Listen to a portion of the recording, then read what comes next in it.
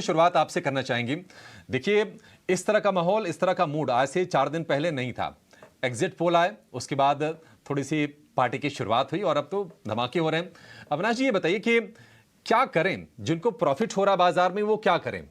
यहां से आप और ऊपर के स्तर कितने देख रहे हैं, और क्या आपको लगता है कि कम से कम इलेक्शंस तक तो ये माहौल ऐसे बना रहेगा?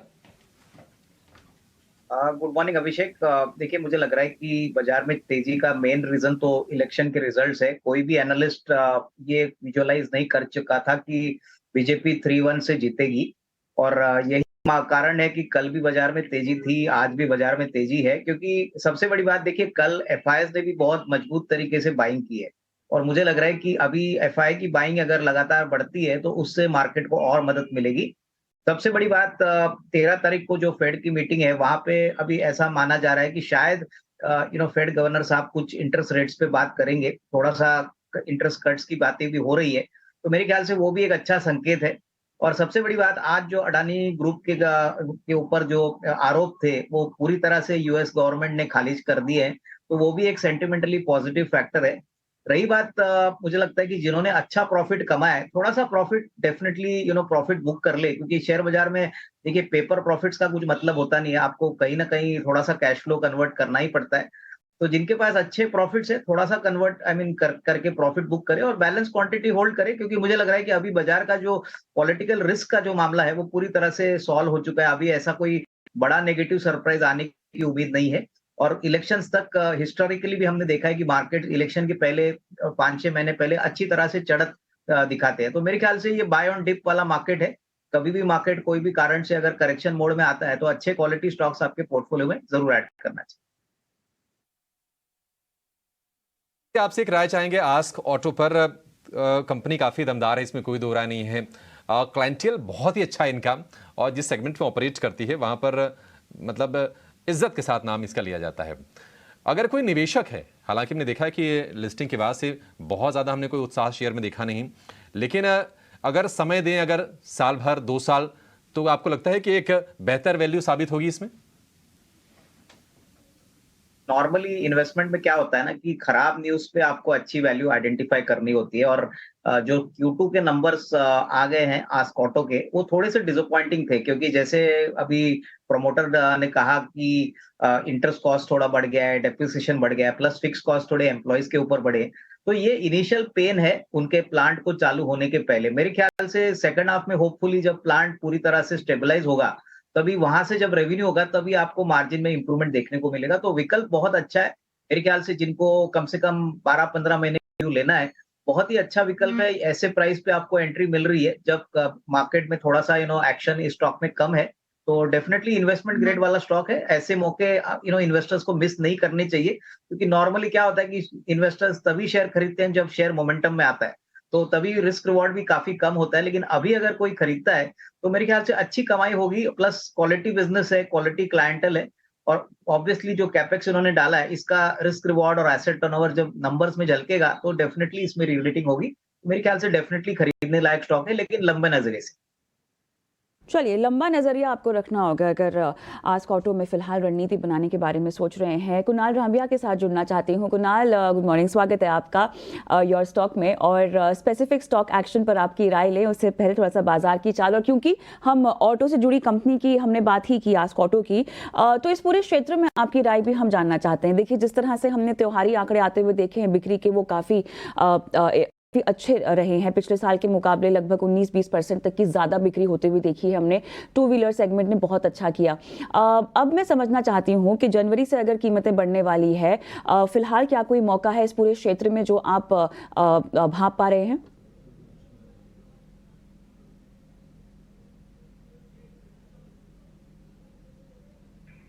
आप शायद म्यूट पर हैं Kunal. Good morning everyone. So अगर हम निफ्टी ऑटो की बात करते हैं स्पेसिफिकली, तो इंडेक्स में हमने करीब करीब 15,700 के लेवल से लेकर 17,800 तक की एक बड़ी सी रुझान देखी है। इनफैक्ट आप किसी भी काउंटर को ले लीजिए, बहुत ही अच्छा परफॉर्मेंस देख लिया। टू व्हीलर सेगमेंट हो या फिर फोर व्हीलर सेगमेंट हो, हमने रैली तो बहुत ही अच्छी देखी है। बट फॉर टाइम बिंग अगर मुझे किसी एक कंपनी को आइडेंटिफाई करना होगा, तो आई think I go ahead with Maruti, because मुझे इस काउंटर में अभी भी ब्रेकआउट पेंडिंग लग रहा है। अगर मारुति यहाँ से अपनी रुझान शुरू करता है और 10,000 750 के ऊपर निकलता है तो आई थिंक यहाँ पे 11,300 तक के लेवल्स हमें देखने मिल सकते हैं। और बाकी जो काउंटर्स हैं उसमें I think I would suggest buy on dip. अगर थोड़ी सी करेक्शन आती है तो डेफिनेटली बाइंग की अपॉर्चुनिटी ढूंढ सकते हैं।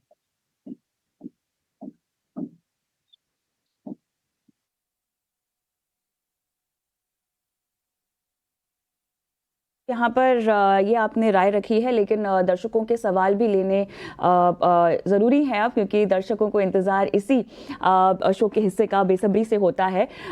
दीपक कुमार उत्तराखंड से फेसबुक के ज़रिए सवाल इन्होंने पूछा है, ईज माई ट्रिप। अविनाश, आपके पास आऊँगी इनके सवाल को लेकर।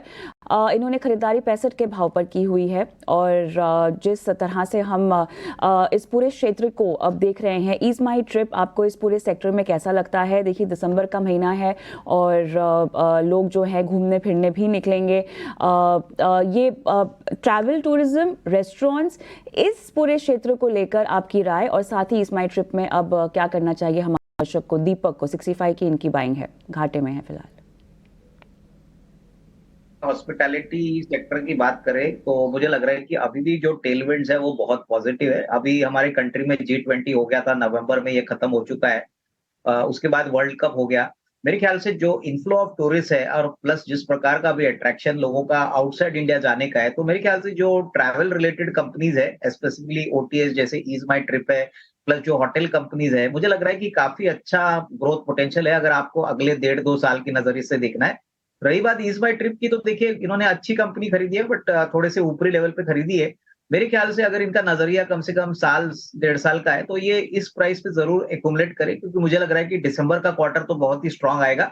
बट अगर ये साल भर भी अगर होल्ड करते हैं तो मेरे ख्याल से कम एवरेज करने के बाद अच्छी खासी रिस्क रिवॉर्ड इनको मिलेगी, क्योंकि टेलविंड्स अच्छे हैं, इनका पोजीशनिंग OTA स्पेस में काफी स्ट्रांग है और मेरे ख्याल से प्रॉफिटेबल, बहुत ही प्रॉफिटेबल है। तो आई थिंक थोड़ा सा एवरेज करके कम से कम साल 1.5 साल का नजरिया रखे, अच्छी खासी कमाई हुई तो that would be the strategy. Rajiv Majumdar हमारे साथ हैं फुल लाइन पर। राजीव, गुड मॉर्निंग, पूछे क्या जानना है आपको? राधे राधे सर। सर बोल रहा था मेरे पास IDFC फर्स्ट बैंक का 1250 स्टॉक है जो खरीदा हुआ था 99 में। सर क्या मैं इसे होल्ड करूं या क्या करूं? सर मेरा व्यू है लॉन्ग टर्म का, 5 से 10 साल। आपने राजीव जी 3-4 महीने पहले लिए थे, आपने सितंबर में लिए आपने शेयर? ऑल टाइम, हाँ सर, जब ऑल टाइम हाई चल रहा था सर तभी लिए थे सर, 3-4 महीना पहले सर। ठीक है, चलिए आपके लिए बिल्कुल एक सटीक हम राय लेंगे।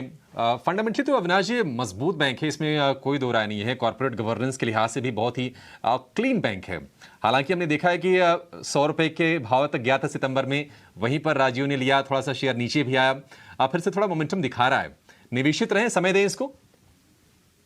बिल्कुल अभिषेक, मुझे लग रहा है कि देखिए नॉर्मली इन्वेस्टर्स को हिम्मत हारनी नहीं चाहिए। अगर 1.5-2 साल का नजरिया है तो मेरे ख्याल से ये मल्टी बैगर स्टॉक साबित हो सकता है, क्योंकि बैंक के फंडामेंटल्स बहुत ही स्ट्रांग है, एसेट क्वालिटी भी अच्छी है, क्रेडिट ग्रोथ भी अच्छा है, मोस्ट इंपॉर्टेंटली कासा 50% के ऊपर है।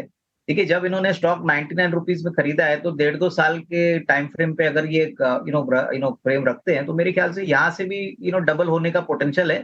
थोड़ा समय देने की जरूरत है, क्योंकि नॉर्मली क्या होता है कि रिटेल इन्वेस्टर्स बहुत जल्दी एक्सपेक्ट करते हैं कि स्टॉक लेने के बाद इमीडिएटली तुरंत बढ़ जाए, तो ऐसे बाजार में होता नहीं है।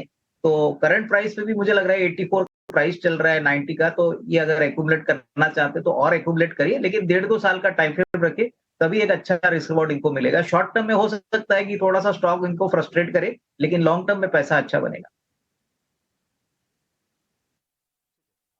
फर्स्ट बैंक निवेशित रहिए, बढ़िया स्टॉक है, समय देंगे तो आपको प्रॉफिट भी आगे ये जरूर देगा। राजीव जी, आपके लिए ये सलाह अविनाश जी की तरफ से। अगले दर्शक को जोड़ेंगे साथ में, गुजरात से युवराज हमारे साथ हैं। युवराज, पूछिए क्या जानना है आपको? मैंने हिंदुस्तान यूनिलीवर के शेयर लिए हुए 2519 के भाव से 9 शेयर लिए हुए हैं, तो अभी क्या रखे कि निकाल दे? अभी आपने युवराज क्या, कब आपने शेयर लिए और किसकी सलाह पर लिए? इन्वेस्टमेंट के लिए आपने लिए, ट्रेड के लिए, कैसे लिए थे? नहीं, इन्वेस्टमेंट के लिए ही लिए है और 6-7 महीने पहले लिए हुए थे। 6-7 महीने पहले, ठीक है। एक अच्छी रफ्तार के बाद हमने देखा था कि थोड़ी सी रफ्तार पर ब्रेक लगी, लेकिन आप प्रॉफिट में हैं अभी भी। 2519 का खरीद है, 2580 रुपये के आसपास का भाव है। अविनाश जी, युवराज ने बिल्कुल FMCG का युवराज ही चुना। वैल्यूएशंस किस तरह के हैं? HUL के, और क्या इसमें निवेशित रहें, समय दें? देखिए अभिषेक, मुझे लग रहा है कि हिंदुस्तान लीवर का स्टॉक इन्होंने खरीदा है, 9 शेयर उन्होंने खरीदे हैं। मेरे ख्याल से देखिए, अगर सही मायने में बड़ा अल्फा इनको बनाना है तो कम से कम 2-3 साल का नजरिया रखे। और ऑलरेडी हम सुन रहे हैं कि रूरल मार्केट्स में भी डिमांड वापस आ रही है। रूरल डिमांड अगर बढ़ती है तो इसका फायदा जरूर हिंदुस्तान लीवर को मिलेगा। बट सच मायने में अगर इनको पैसा बनाना है तो लंबी अवधि की टाइम फ्रेम रखिए, क्योंकि 9 शेयर पे एब्सोल्यूट गेन्स कोई बड़ी बात नहीं है।